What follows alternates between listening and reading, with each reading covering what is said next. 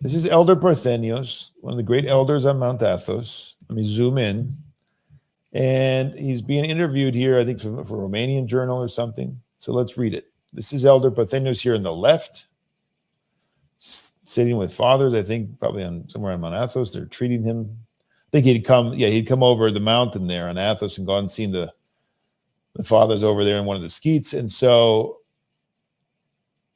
he's talking about the dangers of mobile phones and the internet to monastic life. What they pose to monastic life, that's the context, right?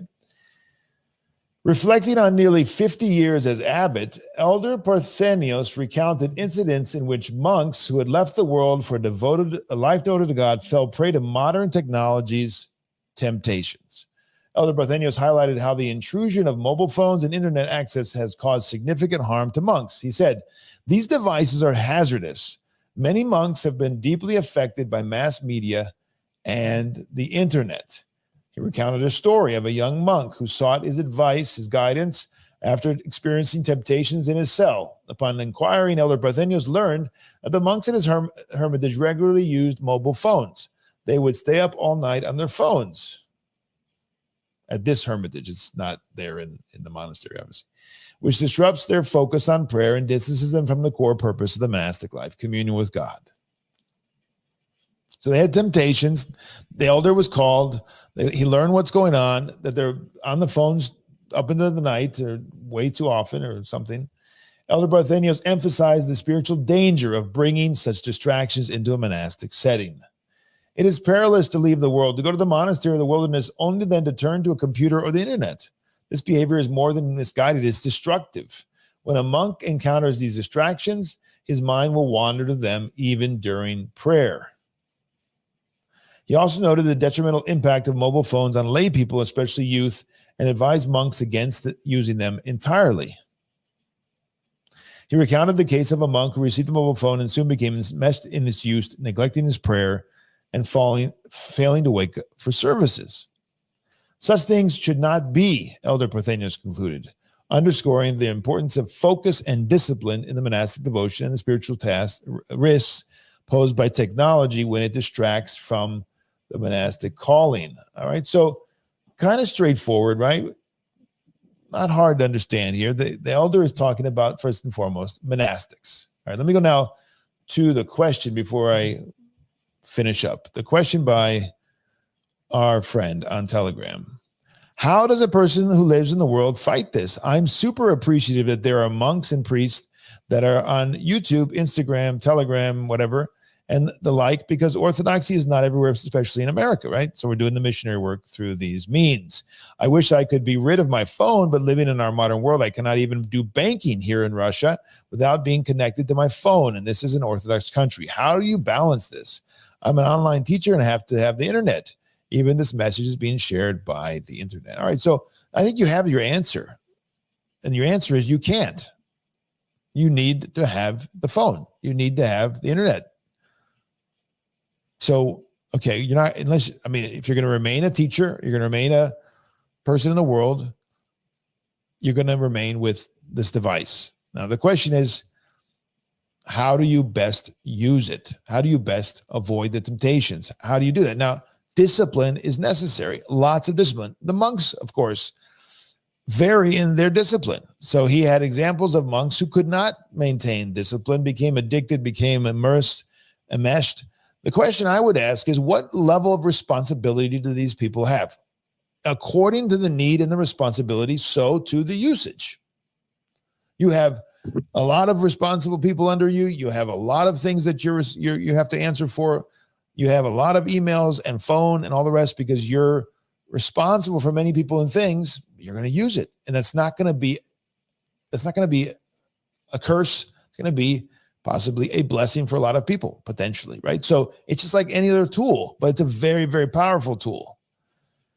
If you don't have responsibility for other people, if you don't have a need, you have to, because you're a teacher or you're a priest or whatever it is that you're doing with this device now, teaching catechism like we're doing right now. If you don't have that, then you should not use it or should not use it nearly as much, obviously, right? So the egregious part starts when you're doing it for no good purpose. That's obvious, right? or you're doing it and you're losing time and energy on things that are blessed, or you're doing it at times which are not blessed. That's where it becomes egregious. That's where it becomes sinful. That's where it becomes a distortion. Just like a glass of wine is a blessed thing according to Holy Scripture. 2 or 3 or 4 glasses of wine every day no longer has a blessing, right? You're now getting potentially drunk or whatever. Now that's a little bit relative depending on the person, obviously, but you get the idea. The usage is the key. Now you might say, well, this device here is so powerful, I can't use it without it being detrimental and destructive. Well, then you've got to analyze that and say, do I really need it? I get rid of it 90% of the time. I have it closed all day. And when I go to do X, Y, Z, I open it, I do it, I close it again.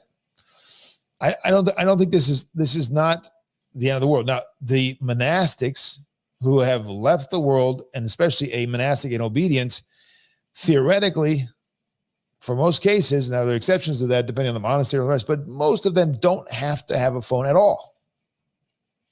Or if they need to have it, very limited, right? The program of most monastics that I know on Monathos is a program designed for them to avoid distraction. And therefore, if you read the lives of saints, you read St. Joseph and all the rest, and you just go to Monathos and you spend time, their days filled with prayer and duties.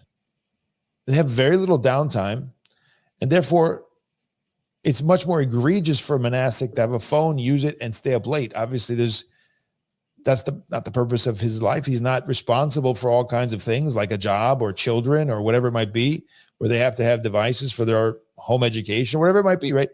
So it's not a across the board condemnation. That's not possible. Get rid of phones, everyone. Let's become phoneless. No, I think that's undiscerning. That's not blessed. It's not happening. And good spiritual fathers are not doing that. However, there could be much, much more discipline and discernment here to limit it and to keep it under, at bay and under strict surveillance if it's for other children, whatever it might be. So that's the answer. There's no easy answer. You've got to struggle. You've got to pray. You've got to become more disciplined and put it away sooner and have downtime and have time where you don't have any connection to technology every night, reading with your children, whatever it is. This is a hard thing to do. I feel extremely pressured many times, too pressed because we got a book coming out. We got a talk coming out. We got this, we got that. People are talking to me. I've got to answer people's questions all through these devices. It's very difficult sometimes, and I don't do well, but I get up again. I fall, get up, and I go back and I try to limit it. And I try to do. So we've got to use all those tips and all those things we know they're out there. People are talking about this outside of the church to control it and not to have it control us. I think that's the answer. I don't know anything better. I don't agree, though, that we just become Luddites. I don't think that's going to happen. First of all, it's not going to happen. Secondly, it's not necessarily wise. If you're an Orthodox Christian in, I don't know, some island, like we actually know somebody who's connected with Father Turbo. He's on his podcast. He's out in the Pacific Ocean on an island. I don't even know if I don't think they have an Orthodox church or parish or anything. He's going to be using the internet a lot probably to stay connected to his spiritual father. He's going to be using it to stay connected to Orthodox, catechetical material, homilies, and all the rest. That's not bad. That's a good use of the device. I don't think I think you can become very undiscerning and just kind of reactionary, which is not going to be spiritually beneficial. So depending on the context, depending on the responsibility, so too the usage.